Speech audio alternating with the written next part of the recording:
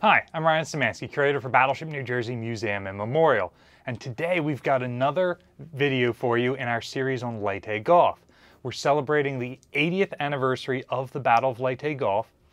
That is this October, and on Saturday, October 26th, we're going to have a one-day-long symposium on board the ship where we'll likely bring out 4 or 5 different speakers. Some of them have already been confirmed. But as of the filming of this, we don't have a complete schedule yet.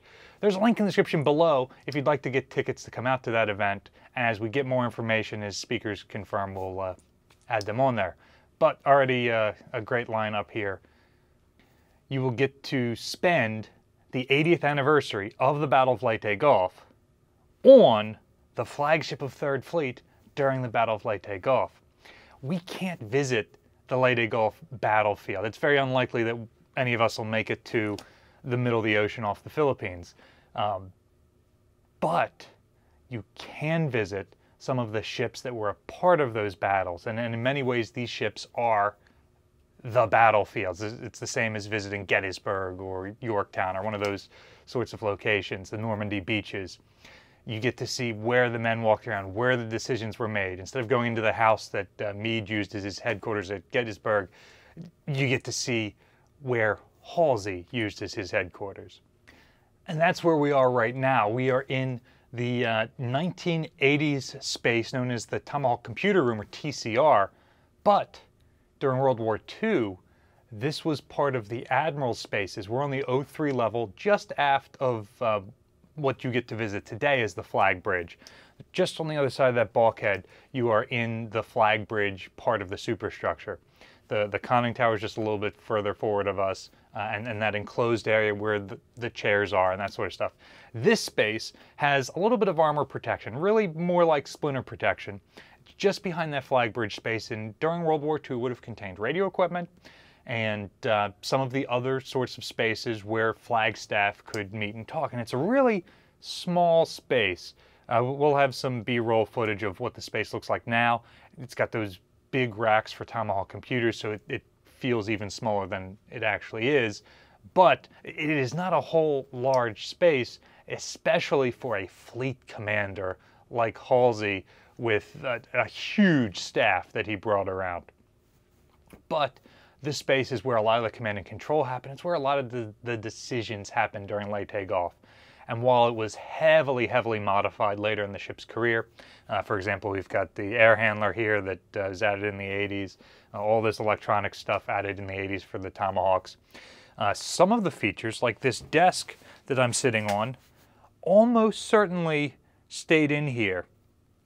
It's a little bit too big to fit through the door, and it seems to be a 1940s style desk. It seems like the type that would have been in here. So there's a strong chance that this is one of the desks that was in this space during World War II, and in the 80s when they're gutting everything else out, they decide, well, let's just leave that in there.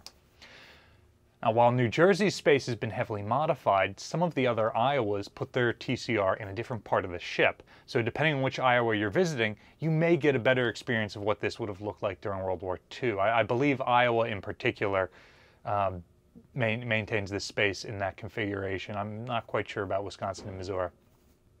So, with that whole preamble out of the way, time to talk about whatever it was we were actually going to talk about in this video. Today's video is another primer video in our series on Leyte Gulf, and we're going to release a video on Leyte Gulf every week between now and the 80th anniversary in October. So, this week's video is going to talk about one of those other topics that's confusing about the Battle of Leyte Gulf. The problem with Leyte Gulf is there's a ton of different fleets running around. This is the largest naval battle in history, so you've got just huge numbers of very large, powerful warships running around this part of the ocean. I would venture to say that there were more warships in the Battle of Leyte Gulf than exist in active service in the world today. I haven't counted that up, but just shooting from the hip there, I think that's safe to say. So in our previous video, we talked about some of the admirals, what they commanded, what the differences were, and why these fleets were broken up so much, just because of the command and control issue that there was. In today's episode, we're going to talk about how the Battle of Leyte Gulf is really more of a campaign, although it falls under the larger Liberation of the Philippines campaign.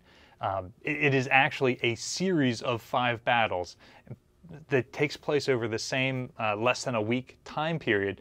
But because you've got multiple fleets operating there, they're colliding with each other in various places over the course of this week. So, this is just going to be a primer on what those battles are, now that you know who the people are, who the fleets are. And this will then help us build from here in future episodes where we might go into individual battles in more detail, the ships in more detail, things like that.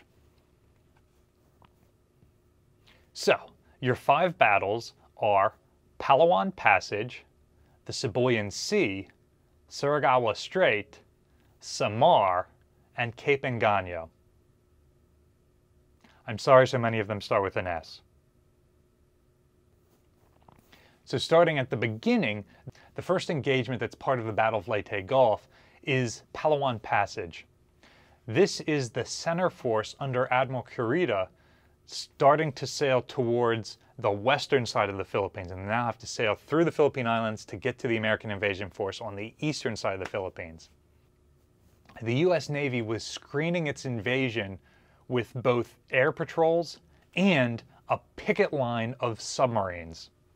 So, the first engagement was when Kurita's center force, the more modern battleships, cruisers, and destroyers of the Japanese fleet, are sailing towards the Philippines. They come through that picket line, and 2 of the American submarines, Darter and Dace, are able to see them and launch a successful series of engagements that sinks or disables several Japanese cruisers.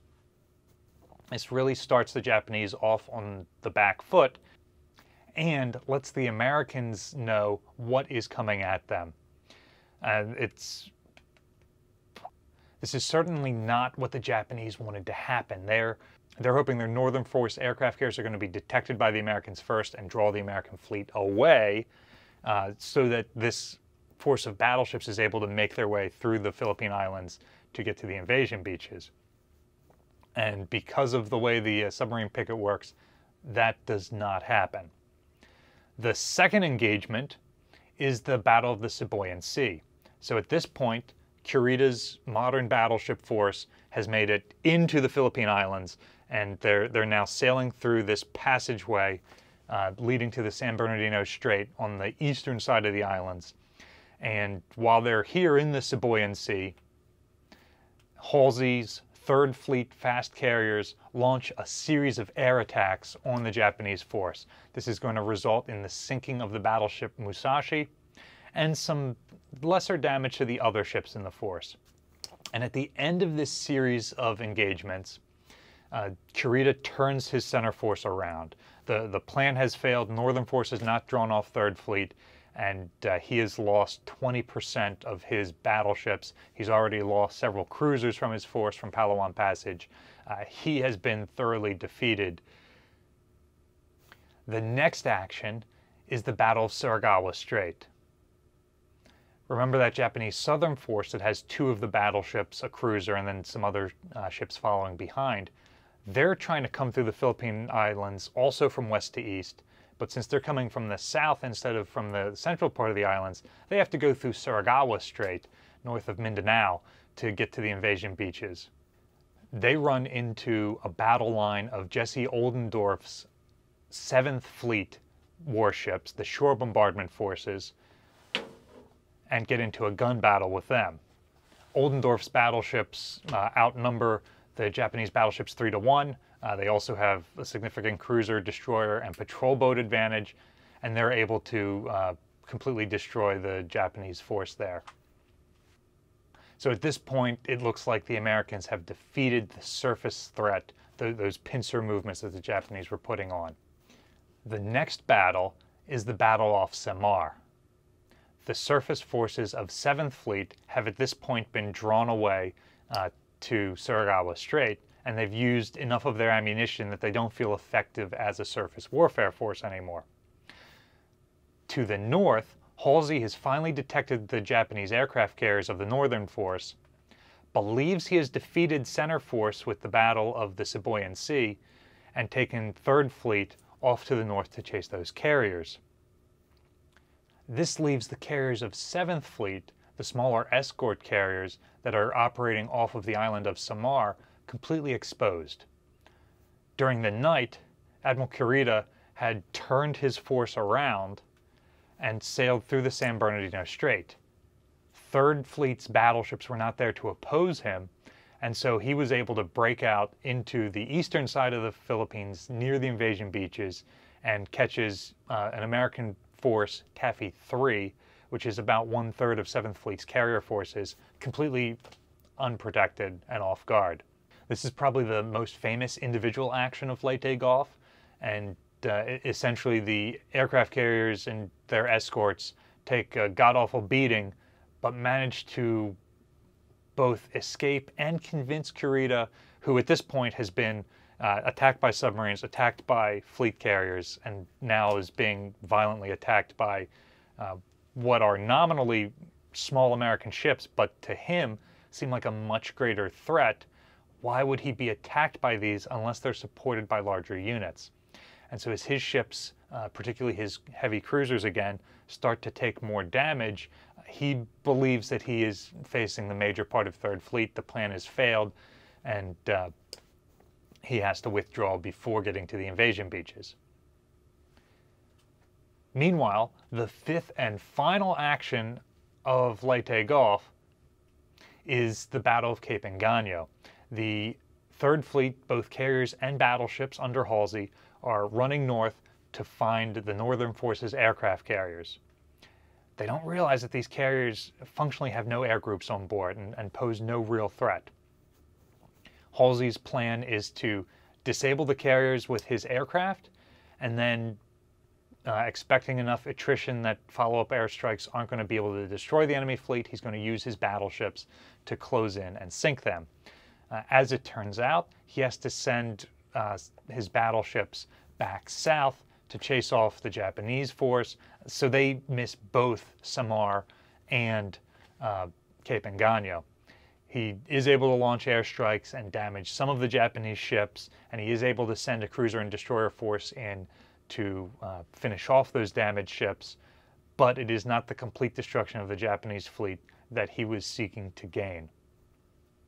And so at the end of the day, after these 5 different fleets fight in 5 different engagements, the American invasion is able to continue, certainly not uncontested, but without enough force to drive the Americans away. And the Japanese fleet has used the last of its resources. It will never be able to sortie as a whole unit again. Both sides end the battle with major command and control issues and stuff that has to be worked on, but at the end of the day, the U.S. Navy still has control of the sea. Which of these battles do you find the most interesting that you'd like to see us do in a future video in this series? Let us know in the comment section down below. It's okay. I'm a personal fan of Symposium Sea because it shows that the carrier task forces, while they can sink one battleship, they're not able to sink a fleet of battleships. Battleship New Jersey receives operating support from the New Jersey Department of State, also from a number of other businesses and private individuals like yourselves. Don't forget you can support us by coming out to the Leyte Gulf Symposium event. There's a link to that in the description below. You can also support us by donating at the link in the description below and by liking, sharing, and subscribing so more people find about the museum and our channel. Thanks for watching.